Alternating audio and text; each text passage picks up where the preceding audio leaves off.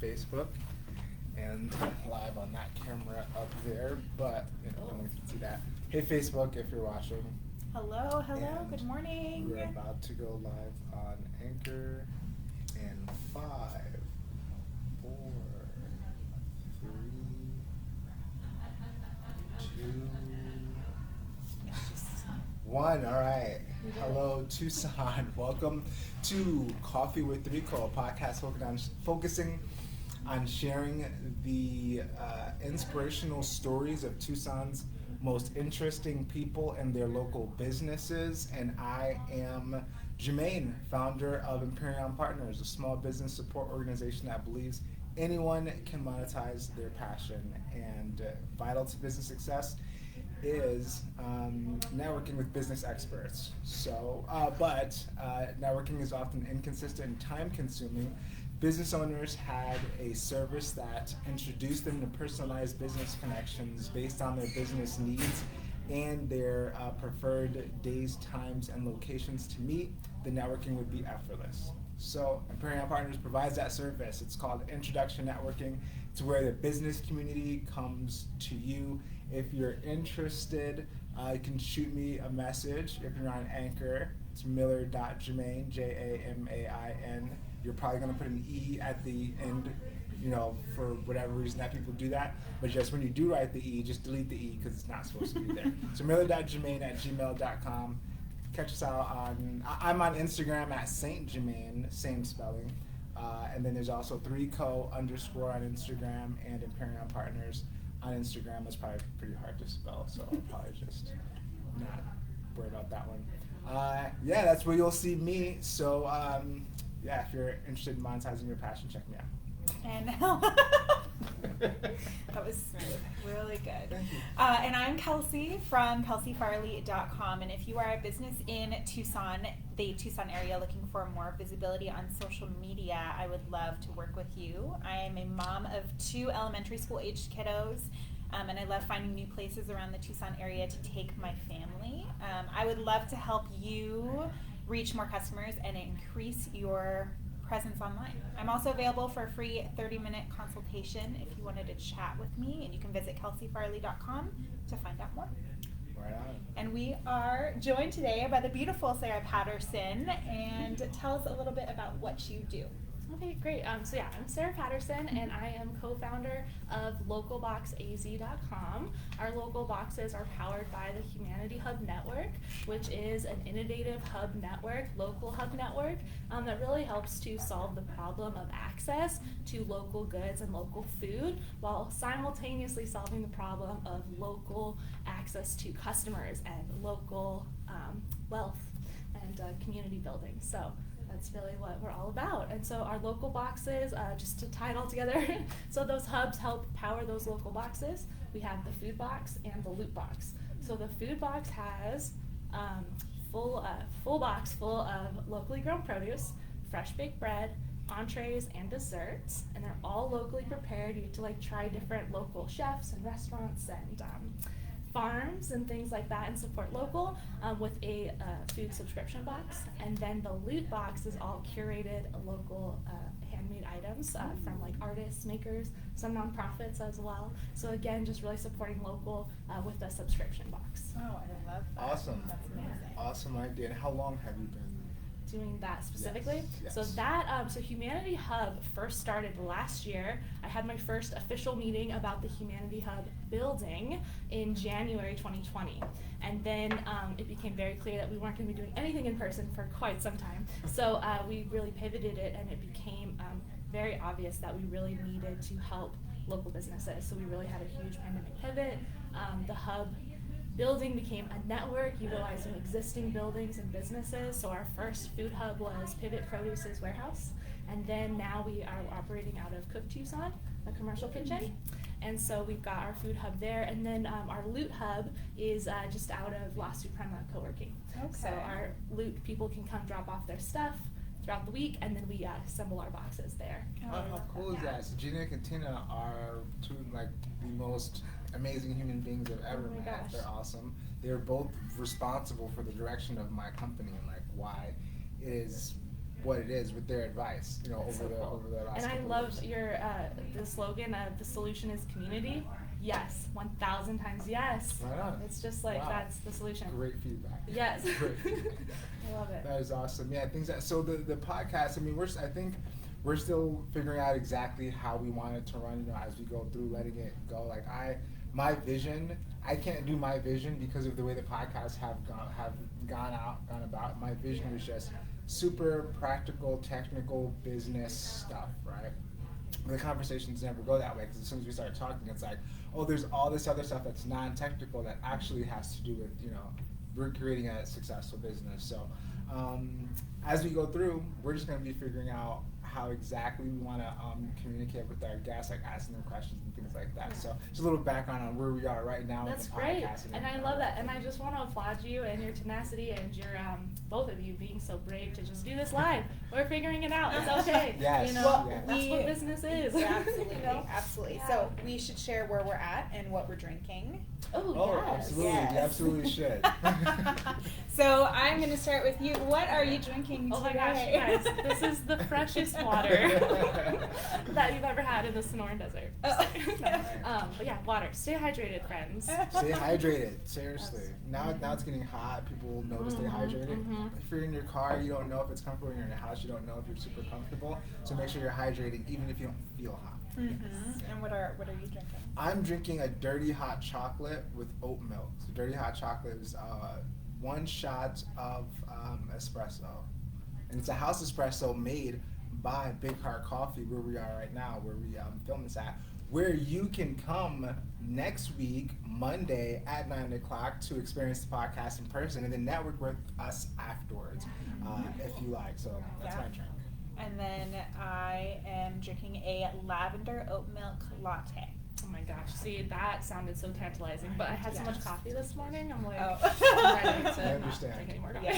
Yes. And then I also had the breakfast burrito that they had here Ooh. as well. So not only coffee, but they have delicious food as well. Right? Yeah, it's absolutely true. I think I've had the egg wedge for breakfast the most, and then next is the chocolate chip waffles. Yes. Those are delicious. Yeah, I've had a lot of That those. sounds good, too. I've had a lot of those. They run out the first week they were here. They ran out. Yeah. Oh my gosh, I believe it. Yeah. And then we are at Big Heart Coffee, and that is off of 22nd and Swan. And right next to it is, what's next to us? Right next to us is the brand new Africa Market, I believe it's called, African Market. And it's going to be a food store, so they're opening up in the next few weeks. That's exciting. Right next door to that is 99 and Beyond, which is our third podcast guest. So you can go see that if you're on Anchor. Just go ahead and pause and go listen to that, and you can come back and listen to this. Or you can continue to listen to this and then go listen to that. It's up to you. You can also watch it on YouTube. I mean, we're just everywhere. And then right next to that is a pet store, and right next to that is an Asian market. So we have a pretty eclectic strip mall right Yeah. Wow, It's yes. great. Yeah. It's great. All right, so we got a bit about your history, about the history of the organization. Now, Sarah, where are you from? Where did you grow up? And like, what is it that influenced you to be the person who wants to run this type of organization? Good question. Okay, so first off, I was born in San Jose, California. I moved here when I was 7 with my family, so I feel like I'm a native Tucsonan, but I'm technically from California. But yeah, so I'm a transplant. I love Tucson. I definitely enjoyed the local scene and all that good stuff. As far as becoming an entrepreneur, I became an entrepreneur rather abruptly. I didn't actually know that I was going to be an entrepreneur. Originally, I wanted to be like a school teacher, something like that. I ended up going to school for that, but then I realized I could make just as much money teaching in the corporate world without paying and finishing my college. So I did that and was a corporate instructor for a while. So that was really fun, being in the classroom with adults for like 5 to 8 weeks, teaching them the content they needed to do the jobs. And then I would also do coaching too and stuff. So anyways, that was a fun stint. That really got me into like the career path. So then I ended up at a tech startup in training as a training coordinator in the program management office. So that meant that I was doing the trainings for like so many different projects and types, and it was very exciting because it's all different. And I got to like learn something new just so I could teach it, you know, and so it was really, really fun. Let's see, I feel like I'm going on a tangent. Okay, so the tech startup, let's just get to the tech startup, and then that's where I think we connected. So this month is my 5-year anniversary of being an entrepreneur. Yeah, thank you. Yes. Congrats. We call it the Option 1 anniversary, and what that means to us is that we chose Option 1 to be entrepreneurs very intentionally, but we just didn't know we were going to be given that decision or ultimatum. So yeah, let me tell you my story. I feel like I really relate to your origin story, just being a disruptor with that first business, like you were in school with your soda cans. Right? Yes. I love that. Yes. So my first business, and it's very similar to what you do. So backtrack, I relate to you because of the blog post stuff, blogging and websites. So I built my first website in 2014 with my cousin to start blogging, and then I did my own website. It's called sparklewithsara.com. You guys can check it out. It still exists. I don't do as much with it as I used to, but it's still there. But yeah, so I got into that and just really What's Sparkle with Sara about? yeah, so it was just a blog about anything that makes life sparkle. It was just my creative outlet. Mostly that was food and highlighting local stuff. So it was like really like a local scene. And then also, side note, I really resonate with a lot of your things you've overcome as well. So that's really cool. So more power to you. Yeah, so that's really great. So websites, all that fun stuff. I'm in the tech startup world. I like to help with local. Me and my partner met at the tech startup we were working at. And we had, some good tech background, our project management skills. We felt really confident in starting a project together. And we started what was called Locals Only, LLC.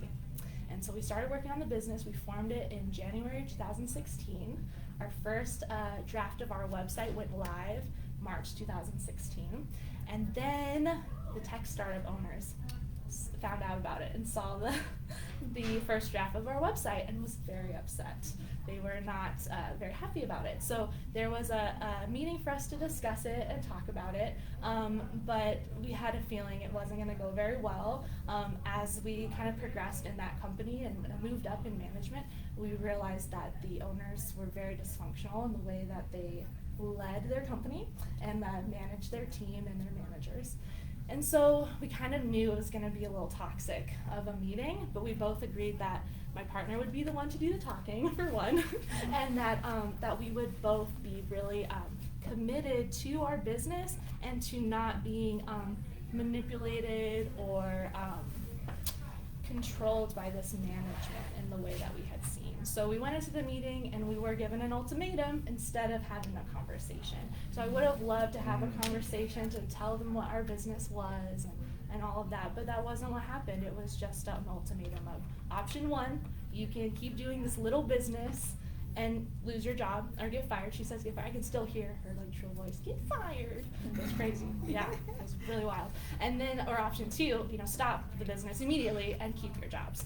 And it was really sad that she felt so that way and had to do it that way because it didn't have to go that way, right? So we stuck to our guns and we chose option 1. We left immediately, much to the dismay of the program management office's director. Because he really leaned heavily on my partner Jesse for like a lot of the things that were rolling out and like, oh, poor guy, it was not a good day. And it was my boss's birthday. I felt so bad. I mean, I'm like turning red thinking about this day. So it was rough, and we stuck to our guns and we did it, and we became full-time entrepreneurs immediately. Oh, That's Yes. amazing. Good for you for Yeah. powering through and not quitting you. and stopping. That would have hindered a lot of people. Yeah. So you really took that and ran with it, which was really wonderful. Thank you so much. Yeah, and we did. And it was great because we went on to start Locals Only officially. It was really blogs, videos to promote local, and then we made money by doing tech services to get them online and visible. So we would help them build a website, get them on Facebook, get them on Instagram, get them on Google Maps, location, like That's great. really trying to get these local businesses to be more visible. So we did that for about 4 years, and then we really pivoted to the Humanity Hub. So it's been a really fun journey with Jesse, my partner. That sounds really fun. Yeah. So what sparked the idea for the new website? Before you were forced to be an entrepreneur, Yeah. what sparked the idea for you all to go off and do something? That's a great question. So when I met Jesse, it was like, crazy because we both had the same business idea. So it was like I was really passionate about these local restaurants and businesses getting online and getting, you know, visible and supported and all of that. And then he was really passionate about the local scene, but more from a artist, musician, like creative business standpoint. So together it was like the whole thing, you know? Yes. And it was just Awesome. so amazing. And it was like, wait, that's my idea. Wait, no, that's your idea? Wait a second. You know, it was That's really great. cool. So we just got right to work. It was really magical, to be honest. It was great. Right on. Yeah. And actually, so our first podcast kind of started like that, where I was volunteering at TEDx Tucson, and I also did photography for them. So I was a performance curator, but also I did photography for them. So one of the volunteers saw that, and after the event, we had like a hey, everyone get together, our own little party celebration, and one of the volunteers, Andres, he's like, hey, you know, you gotta, can you do pictures for me one day? You know, I'm like, sure, I don't mind. So like 2-3 weeks later, he hits me up, hey, I got a tuxedo. I want to make the most of it, so we're gonna walk around downtown and, you know, take pictures. All right, cool. So we walk around downtown for like 2-3 hours, talking, having a great conversation, meeting random people, talking to them, like really, really, really cool, fun, high level, you know, deep about life conversations with this random person for 7 minutes. Oh my gosh, random. So that was really, really cool experience. And he goes, I really like these, man. You know, what are you doing? You know, let's have some coffee sometime next Monday. I'm like, all right, cool. We have coffee at Cafe Luce, my favorite coffee shop at the time. Now I have no favorite coffee shops. Local coffee shops are my favorite coffee shop. There you go. I love it. And we had this great conversation, and he's like, hey, you know, you want to start a podcast? Because I love these conversations. And at the time, I was listening to a lot of Gary Vee, and he was pushing audio a lot. You gotta get audio out there. So I was like, well, boom, all those connect, that plus what I'm doing, and I can use this for myself, become like an expert in the field. We were just talking about that, like this is meant to put us at the forefront of the expertise of whatever it is we're talking about. So one of the goals is to make this a networking event around podcasting. So we'll talk about whatever topic that we want to talk about, and, you know, network under this topic. But the goal, you can come in here and you want to know, hey, how do we start a podcast? How do we work with podcasts? We're learning. We want to learn from you. We want other people to learn from us. So he goes, okay, let's meet next week to kind of talk about it. All right, fine. That following week, we had Power, Passion, and Coffee, a name, and we were going to do it every Monday at 9 o'clock at Cafe Luce. The following Monday, our very first podcast. So it happened that fast. Wow. And that was, it ran for 54 weeks, 48 weeks. I'm sorry, 50 weeks was that podcast. 50 weeks, 36 episodes, 36 guests. So I'm very excited about that. And then I extended it another 8 episodes. I had him on, I had a bunch of other people on. But the spark was super like, this is fun. Yes. You want to do this? Yeah, let's plan it. Boom, one meeting. All right, fantastic. Win. Next week. All right, cool, done. And just, exactly. Just it's so quick. Rolled. Yes. Just rolled with it. It was Yes. great. So I going with love the flow, and so having like enough, because I had more of the structural, how to organize everything that we did. So bringing people together, time, date, partnerships, like what the words we're going to use, how we're going to promote ourselves, how we're going to promote segments. I had that, and he had the huge network, huge audience, dedicated audience, and he had the knowledge of Anchor. He did all of that stuff. He grew on Anchor super fast. He made $12.50 in a year, so it was like basically, I don't know why we stopped. Definitely balling out of control. But anyway, I know what you're talking about. That spark. Yes, that's so cool. I love that. That's a great origin story there. Wow, and I love that now you're passing on that knowledge, and with the second time around, building it, making it a teaching tool too. That's super cool. Feedback from the community. I've gotten, I think by the fourth day, I'd gotten 4 people saying, hey, I'm interested in podcasting. As I'm talking about podcasting, hey, someone told me I should do a podcast, or hey, this would be interesting to do, like how can we work together to do this? So I'm like, all right, let me think. And then we have Liz on the podcast, and then she too goes, I want to do a podcast. And at the end of the episode, we start talking about podcasting. So that, all right, it grows in my head like, all right, this is something that I should probably start talking about. So I wanted to make it one episode, but just today we were thinking like, you know, when people are wanting to learn about podcasts, we're always going to get new people who are going to see it. So new people are always going to want to know about it. So just make it a consistent event focused on podcasting. Also, that helps with thought. We don't have to think too much. We'll just have one topic for the episode. Come on, we're going to network around that. And if you want to learn about podcasting, that's every week as well. Boom. So cool. Done. So cool.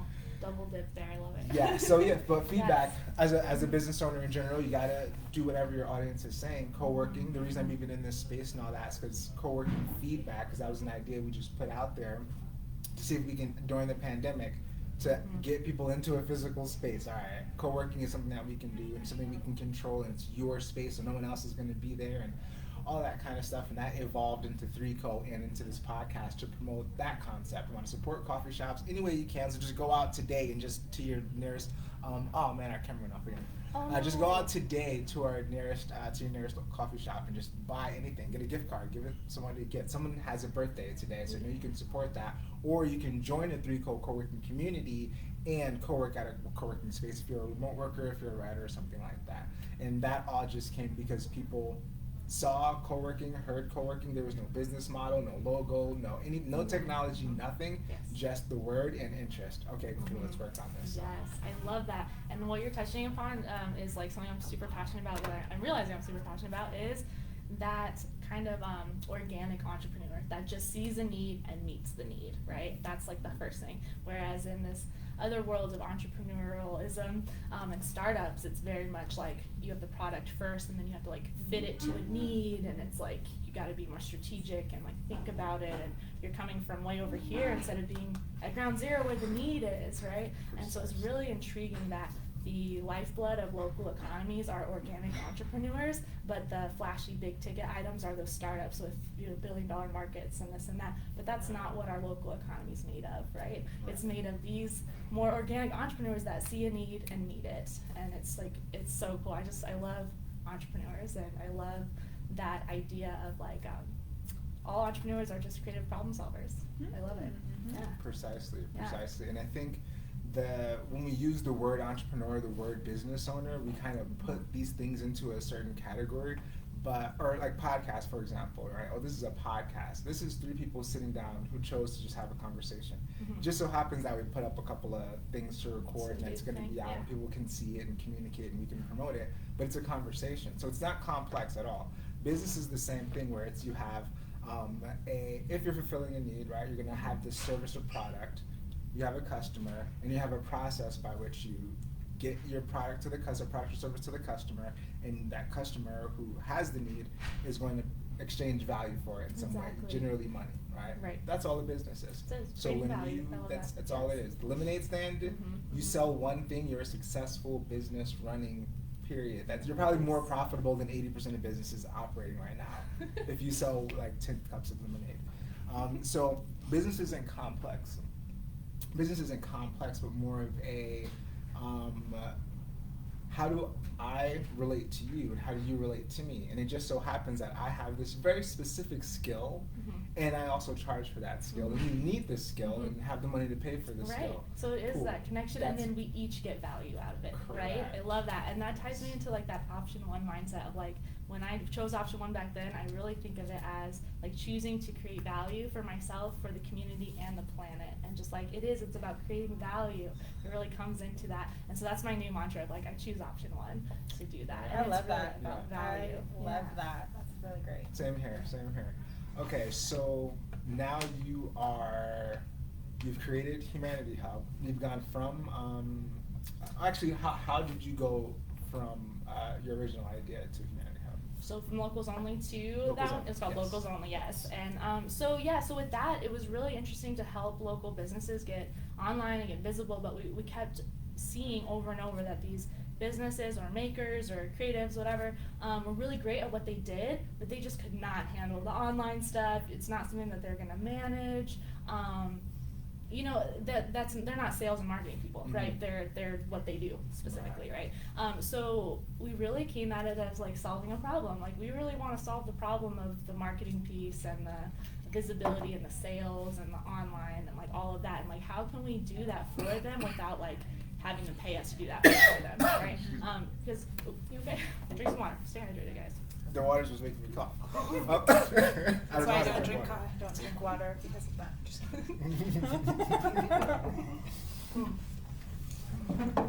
coffee never makes me cough. There you go. Yeah. So we just wanted to help locals. So by creating The local boxes, that is the mechanism to increase sales and visibility for all of the people in the box, and it's rotating so we can reach more people. All they got to do is do their thing, and we're going to do our thing. And then we saw that there was a problem with access, so then Humanity Hub really helps power those boxes. And our goal is to pilot this in Tucson, and we're going to expand to Phoenix here soon as well. Super excited about that. Yes. And then once we've kind of expanded it in Arizona, we really want to make it scalable to go outside, of Arizona and really help communities everywhere. So it is a physical box that you receive. Mm-hmm. So how do they go about ordering one or receiving one? How does that Yeah, work? great question. Okay, so you go to localboxaz.com. Okay, I'm writing that down. Yep, localboxaz.com, and then you can order your food box or your loot box, and then delivery is done by a local courier service called On The Way.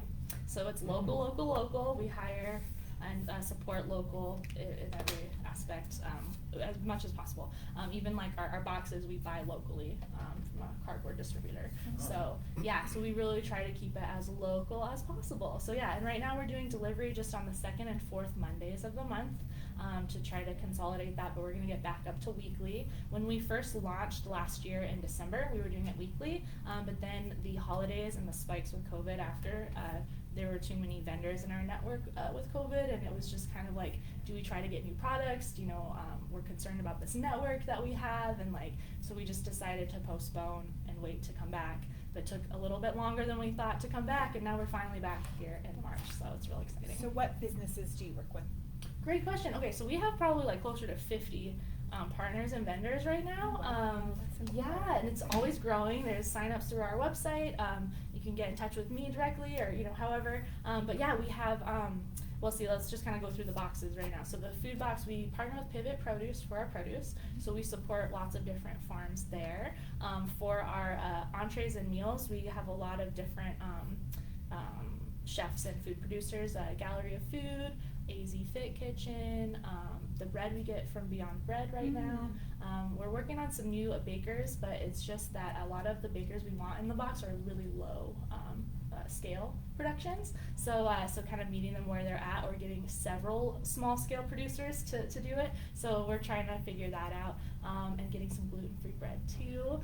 There's a new local one that's in our Forge accelerator program that we're in right now with the food box, and they're called Dojo. Isn't that the best name ever? That's perfect. Oh my gosh, I love it. I just found a new, don't know if they're new, but new to me baker who they're out of their house in Oro Valley, and it's really neat. And my mom ordered some bread from them, and they were phenomenal. I love that. Yes, and really it's cool. those small bakers that really put so much love into their product. Like, you Absolutely. can taste it. Like, Yes, you can. 100%. Yeah. So now for your loot box, who do Yes. you work with? So that's a great question. So with our loot box, right now we have it with 8 items. We're kind of doing some different products with it in the future, maybe separating it out to be 4 items each or something. But right now it's 8 items, and it's in 8 categories. Let's see if I can remember. So it's home, bath, kitchen, wellness, a novelty gift item, functional art, one more, snack, sip or snack item. Okay. So this last time it was some bottled tea samples. Oh, okay. Yeah.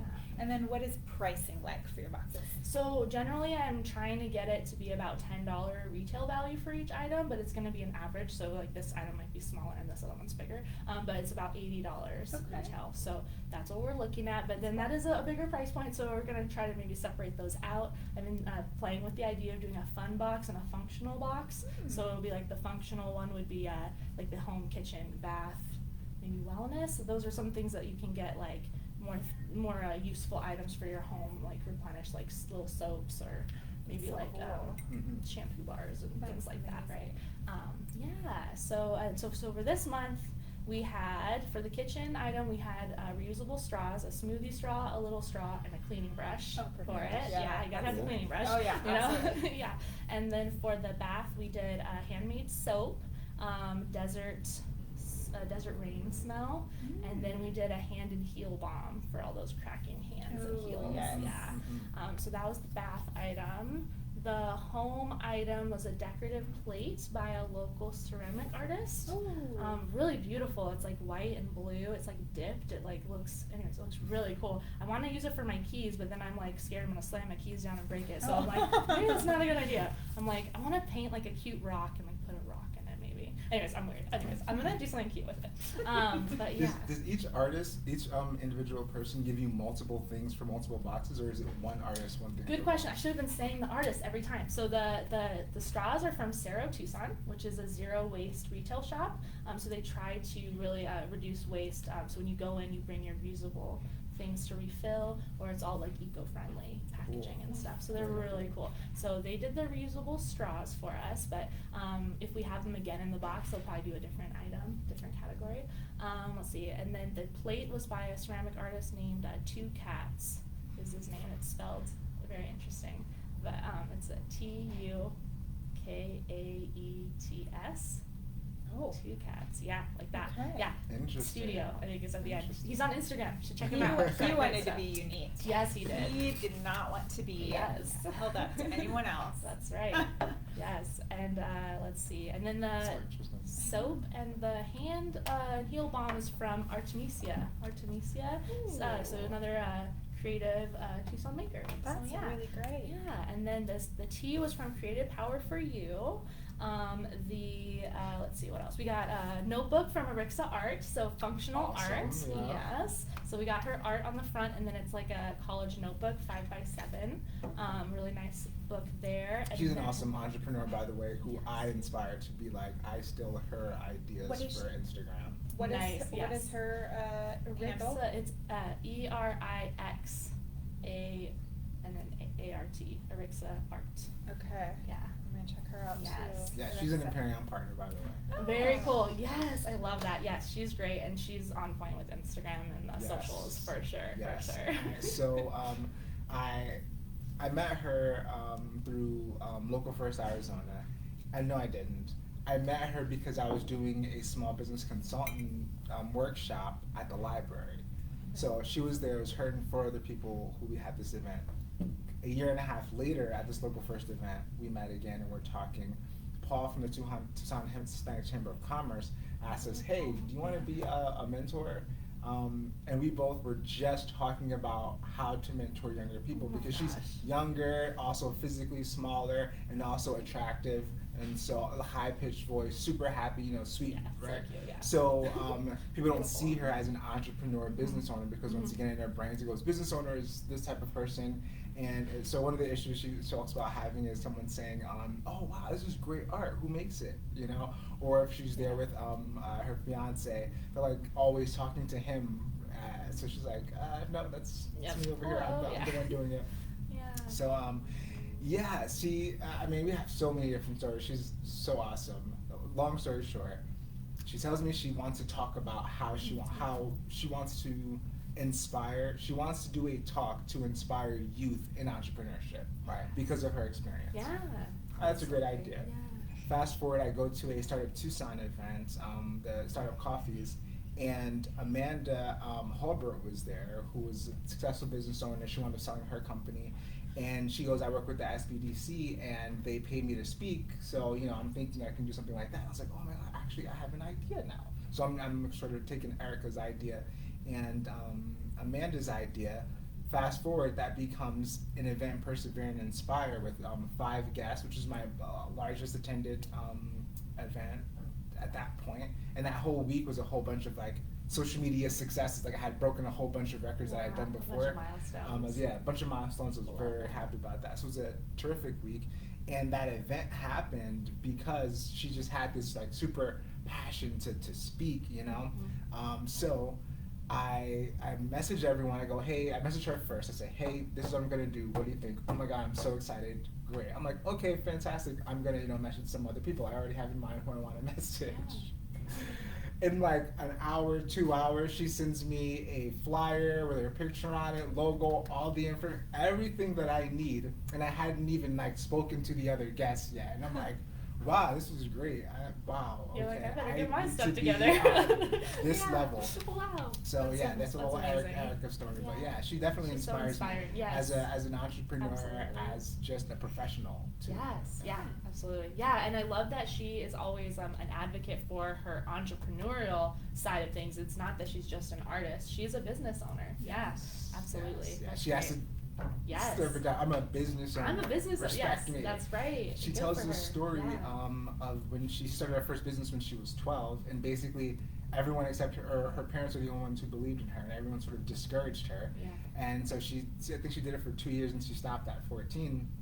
And she wound up picking it up again when she was 19, and of course you see where she is now. Yes. And I was like, man, imagine if society supported, if there was just a community to say, are you 8 years old and you want to start a business? Cool, let's show you some business fundamentals. Because you clearly are smart enough to just, with no one helping you at all, to get this far, right? So Yeah. clearly you have something that's unspecial. And when I was younger, I had that mindset, so I was like, I can't look at teenagers or kids the same way because I was just a different kid. I was one of the kids who just, if I had a different level of support, well, rather, I can't say that because I had tons of support. I started my business in high school, and clearly my principal and everything were like, yeah, go do it until the man knocked us down. Yeah, right.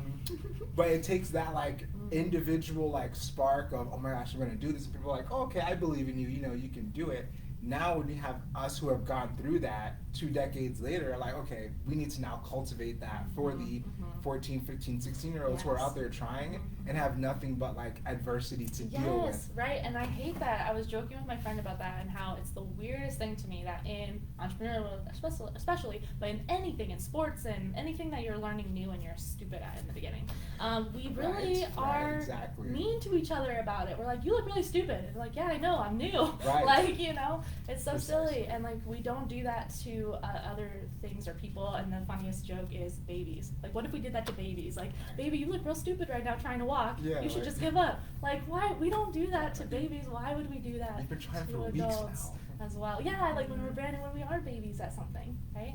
I love that learning curve, and it should be more celebrated instead of, yeah, like, why are you doing this weird new thing? Or, yeah. Yes. I hate that. We should definitely support each other, and there is a learning curve, and it's okay to be stupid and figure it out. Like, you gotta start somewhere. And that's another message that needs to be gone out there. Like, you will look stupid. That Yes, will you happen. will. There is no There's no like way around sharpening it. it for years and years and years Mhm. until you don't look stupid. Yeah. No, you will look stupid. You won't look as stupid if you wait another year, but you also won't do all the, you won't gain the experience and do all the things that get you to where you are. So 2 things I want to make sure you mention because we got like 10 minutes left. All right. So how did you build your network now? How did you meet these people? Like 50, that's huge to be able to get them to say yes, come on board, and actually say, I believe in you, I want to work with you. Wow, great question. I think it's my outgoing nature. I just am out there asking. Right So on, as soon as the pandemic hit, I really saw the need with food. So I was like on it with food. I called up Eric at Pivot because he had pivoted to do the direct produce to homes because he used to just do to restaurants. And then all the restaurants closed, so he pivoted. And I'm like, hey, like, what are you doing? Can I help? I'm gonna, I can donate my time at least and volunteer drive. And then I want to create this like business, like ask him questions about the food piece. And then, and it went from there. So really just, for me, it's been seeking out the tools and mentors that I need. And so it's really just been, I've been very driven to find those people and seek them out. So my first meeting about the Humanity Hub as a building was actually with Mike Peel at Local First and Summer, the membership coordinator, I think is her title. But yeah, they're both really great people, and I remember just like making it official by like talking to them about it, Right on. But that's what they're there for. They're there to help inspire and like be that connector. So then they kind of got me connected with people, and then it just keeps going from there. And every person you talk to, they're gonna connect you to more people or give you an idea or a tidbit, or it's great. And I don't know, I've had such a serendipitous journey of meeting the right people at the right time and on accident and all the things, and it's been great. I have to say you definitely harped on, but you didn't harp on it. You touched on a point that I feel is vitally important, and you said, I was driven to go out and do. Yes. The initials, to make it happen, it's you going out there and doing it. All those random things don't happen if you're not going out there and doing it, right? You don't know what you're doing, and when random things happen, it's because of your non-random, I really know I'm going somewhere, right? There's some sort of direction you're moving towards, and you're taking the actions to move towards it. Just those 2 things alone, now you start seeing a couple steps ahead of you, and the fog starts, it's like walking through fog, basically. You're walking through fog, and there's never no fog. There's never a space where there's no fog. There's always fog. It's just a new fog. It's a different type of fog. A little lighter over here, a little thicker over here. This way is pretty clear. You know, that's awesome. So I'm done there. But this is like what I have to do today. And say, okay. Yep, enter the fog. Yeah, Yes, it's enter. so true. Yes. So and then Mike Peel, he's actually my primary advisor for Paradigm Partners. So Cool. he's been. On average, met with him like once every 2 months for the last 3 years. So he's been watching like Wow. my entire journey and advising me through That the is so whole cool. thing. So when last year my co-founder left the last company I was a part of, and that was like devastating to me. You know, that was expressed to the world, but then I also have to tell everyone else that like this doesn't exist anymore. And so there's doing all of that stuff. So I got a bunch of, you know, hey, let's meet, let's have coffee, Yes, etc. when one And door Mike will- closes, another opens, right? Precisely. Everyone's like, you're available now. Dude, Yes. one of my board members was like, hey, Yeah. we need a sales guy. You have time now. Yes. You know, let's meet up. So Mike Pill, though, was the first meeting that I took. So I had probably like 10 people before I saw his message. And I was like, cool, because he knows the specifics of what's happening. So he knows me as a person too. So now I can like be angry and frustrated and miserable, and he can just ignore all of that and just like, because he knows what I want, and that's to like successfully run the business, not like feel good, you know. So he's like, all right, I got you, man. We're gonna do this and that. So he made me feel really better at that meeting. He was going to meet with me as soon as possible. Like, you know, he's super busy, super busy guy. He's like, let's go, we're doing this. But yeah, he's an action-oriented person, 100%. Yeah, totally, yes. So love Mike. He's going to be on. Right now he's doing his city building thing. Oh my so gosh, once he gets space, we're working with him talk too. about Actually, we're in the Scale Up program, so we're working with the Awesome. sustainability team and CAPLA at the University of Arizona, so we can get all of our vendors to be more sustainable and greener. So it's really exciting. Awesome. Pretty big project. So we've been working with him on that too. I'm excited. Wow, Mike is he's in everything. I feel like it's wonderful. We're blessed to have him here for sure. Ditto. Yes, I Yeah. believe that 100. I believe that completely. So our last company, he happened to just start and run, and it's been running for 10 years, and it happened to be the same idea, only ours was for profit and his was not-profit. Wow, that's Only so difference. So funny. he's like, we have to work, and this is like a year and a half after he had seen all the ups and downs. He was supposed to be on my show, The Drunken Entrepreneur, so I had our pre-interview, and he at the end of that conversation just goes, hey, I'll connect you to blah, blah, blah, blah, blah. And I've never, up until this point, I've never met anyone who has ever been that open with.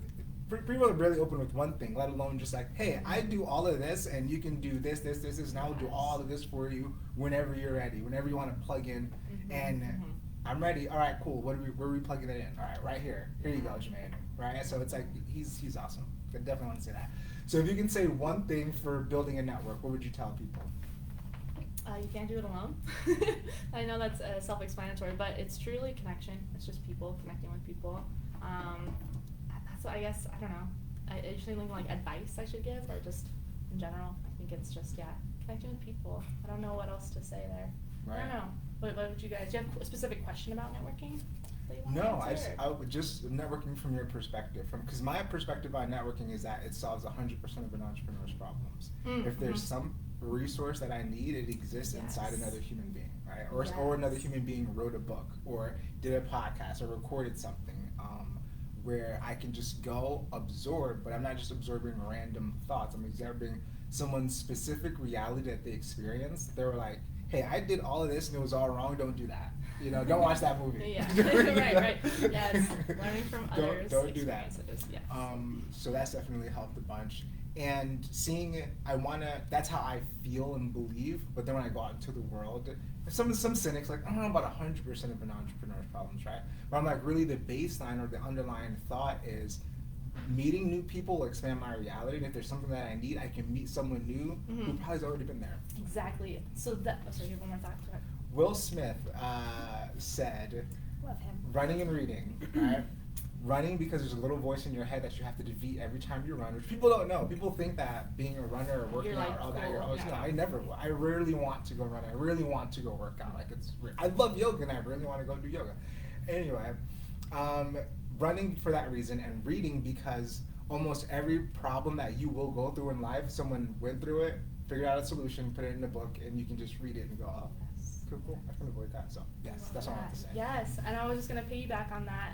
The saying I love is that the root of all unhappiness is not knowing how. And that resonates so much because what you're speaking to is the biggest problem of entrepreneurs is not knowing how and not having the connection to the resource to figure out how, right? And so that's where it all connects for me. So I have a question. So what tips do you have for someone wanting to build a community but they're starting fresh, like at the very beginning?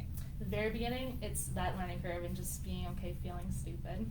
Yeah. Feeling silly. I think that's been my strength of just being outgoing and just being able to put myself out there. Even with like locals only, when we were, testing out new products and things, I would just go out and cold call stopped-in businesses. Hey, what do you guys think about this? Hey guys, you just got to talk to people and connect with people, and that can be really scary and hard, but it's just like that first one, start talking to that first person, and it just grows from there. It's just really people. Yeah. Have you read The Alchemist? No. So have you read The Alchemist? So in The Alchemist, very awesome book to read. It's a story about a guy who's looking for a treasure, right? And in that book, one of the all the concepts are basically like the entrepreneur's journey, right? It's like it's an older book. It may be like 100 years old or something like that. But it's really about this journey and like all the experience you get from the journey that makes you worthy of the thing that you're looking to go get. So the journey makes you capable to do the thing that you want to do. It gives you the experience and all that. And one of the things they talk about is beginner's luck. Like it's a real thing, and the goal that the beginner's luck is meant to make you keep going, because it's going to be hard for a really long time. So get early success. So when I left the Air Force, left the Air Force, my first business was a social media marketing agency. The first business I wanted to work with was Royal Hookah Lounge. The first person I talked to was their owner, who said yes and paid me like right away. That's awesome. Wow. Very Beginner's first. luck. Yeah. Right and away. then you're just like, whoa, all right, well, this is going to work. Naturally, 53 conversations later, right, yes. and one more customer. Well, okay, all right, that I get the beginner's luck thing, because I was like fired up, like I would make so much money. Yeah. But no, not everybody is. He was just like, what? I know I need it. Cool, right now. Love the price. Yes. When do you start? Like, yes. Just like that. I was like, okay, let's do that. I love that. When it's like too easy, you're like, wait a second, that was it? All right, I love it. Yeah. Exactly. I remember why I started down that road. Well, I'll finish it for you because I just love that that's how those connections work. When you start, it's just that simple, and that spark happens, and it's like boom, boom. Meeting with business partners and community partners, it really, and some of them were just so easy. It was just like, oh, that was it. Okay, we're good. All right. Yes. Yeah. That's actually something that fuels me right now as I have to talk to more and more people to push out into the market.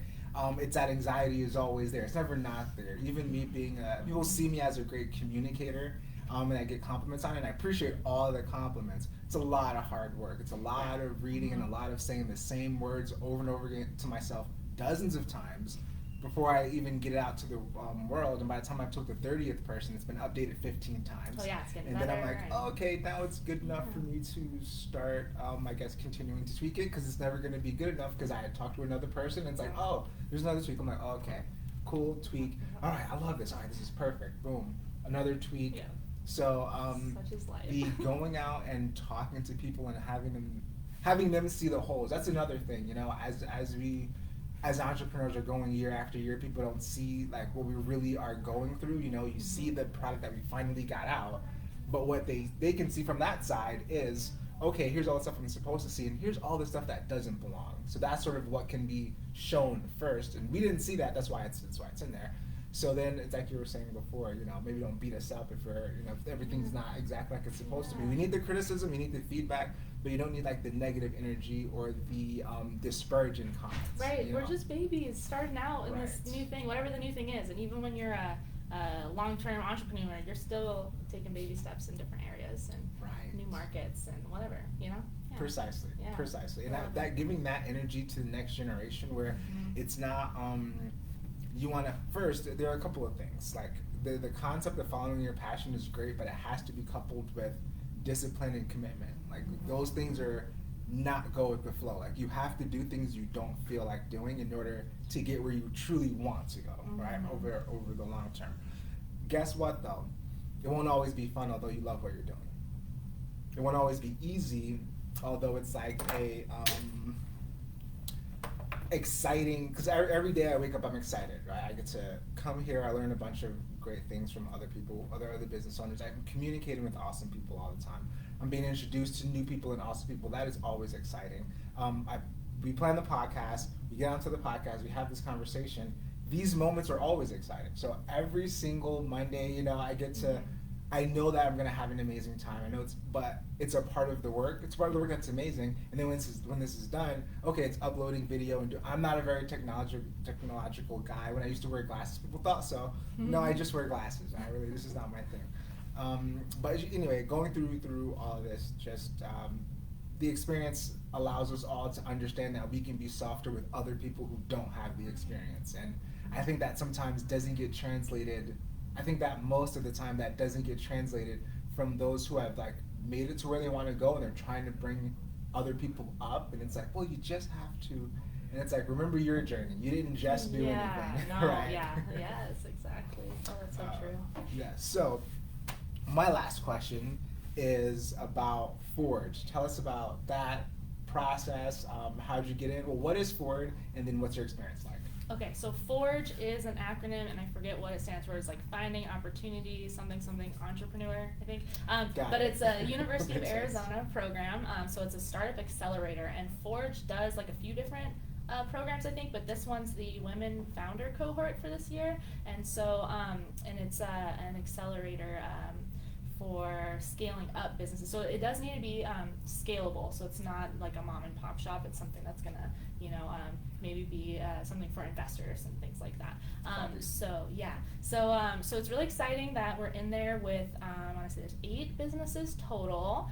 Lots of fun, different ones, like Dojo's in there, the gluten-free baker, and they want to be in grocery stores and stuff. So that's like super cool. Right. So it's an 8-week program, but it's only on Saturdays, and we meet for 6 Saturdays across 8 weeks. Okay. If that makes sense. And so then every week is like a different module, and you have like homework, and you do different things to really hone in on your business. And it could be that you're pre-revenue, you could be post-revenue, so you could be just really working on the idea still, and really identifying like your product and your product market fit, business model mapping, and then your actual pitch and the mock board meetings. I'm very excited about that part, yes. So lots of really fun stuff to learn, and lots of experts. So they bring in, guest speakers and lots of connections and mentorship. You can meet with them throughout the week and beyond. And so yeah, lots of great connections. And I got started with that because, it helped at least that I did the startup fundamentals with Startup Tucson. So if anyone's a first-time founder or wants to work on their business idea, that's a really great course. And that's,